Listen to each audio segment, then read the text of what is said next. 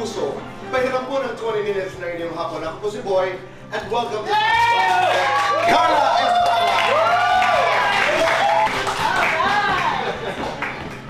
Maupay na kulog. Maupay na kulog, Tito Boy. Napakahirap i-explain yan, pero never kasi akong bumitaw dun sa faith ko. Na isa sa mga araw na to, lahat ng struggles at pagsubok na to, Lord, thank you in advance sa mga kapalit. Yun ang prayer mo? Yes! Sino ang hindi bumitaw? Sino ang nariyan pa rin? Si Mama, number one, na hindi bumitaw. Simulang nagkaroon ako kay Daniel Padilla hanggang sa pang-apat ko kay Carmela. Siyempre mga kapatid ko, no, na kahit, diba, medyo, ang dynamics namin ay ako yung taga-bigay, tapos medyo, may ang daming struggles with it. You were around 20 years old. You were about to be launched.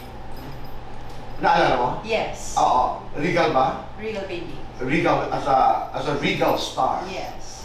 Nagbuntis ka naman kay Daniel. Yes. How difficult were those years? Sobrang hirap nun dahil kailangan kong mamili sa karera na matagal ko nang pinapangarap at binigay sa akin at muntikan ko nang tuparin. Pero hindi ko matalikuran or hindi ko kayang mawala sa sinapupunan ko yung unang anak na nagkaroon ako. Yun yung unang kong pagbubuntis kay Daniel. And of course, my mom was there.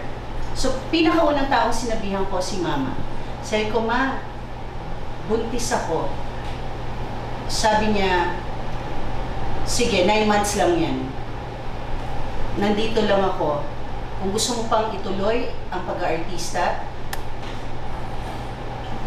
suungin natin yung 9 na buwan na yan and then babantayan ko yan, magpatuloy ka sa pag-aartista at pangarap mo. You're very open about the fact that I have 4 children. Yes. Yes, with 4 different fathers. Yes. Pag ikaw'y binabato dahil dito, ano talaga ang nais sabihin ng puso? Gusto ko naman talagang maging isa lang. Pero bakit ko maipipilit ang isang sitwasyon na pakikisama na alam kong hindi na pwede, hindi na masaya. Pero lahat ng mga anak ko, relasyon taon ang pinagsamahan nun. Hindi naman ito mga, diba, na dumaan lang. At hindi ko kilala mga ama. Ito ay relasyon sa bawat mga ama nila. Taon ang mga pinagsamahan, 4, 3, 5 taon ang mga pinagsamahan. Sa 4 kong mga anak, sa 4 na ama. Actually, si Claudio ang nagpapabata sa akin. Kasi parang ang tingin ko bunsong anak eh. Oh. Oo, dahil kung paano, hindi kasi ako matandang taong umakti. I'm a happy person. Yeah, I'm a you are. joyful person. You are. Lahat pinagtatawanan ko. Ayan, Tito Boy. Apo mo rin yan. Oo naman. Oo. Siguro itong mga binatong mga masasakit na salita kay Daniel itong mga nakaraang taon. Ito paghihiwalay nila? Yes. Oo. I think yung paghihiwalay kasi Nila ni Catherine, sa kanila ni Catherine yun eh. Sila naman ang nakakaalam talaga at sila naman magre-resolba kung ano man yung dahilan ng paghihiwalay at dun sa nangyaring hiwalayan.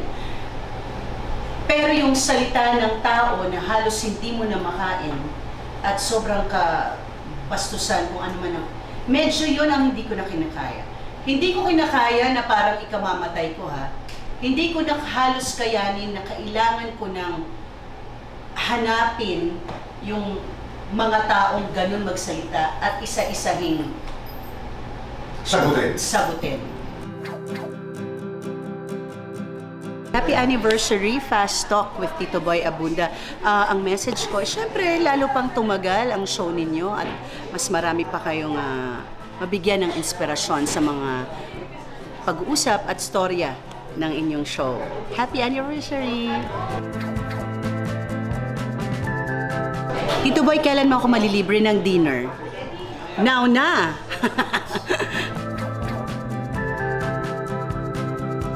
Sobrang excited ako nung tinawagan ako na Tito Boy na mag-guest ako sa kanya.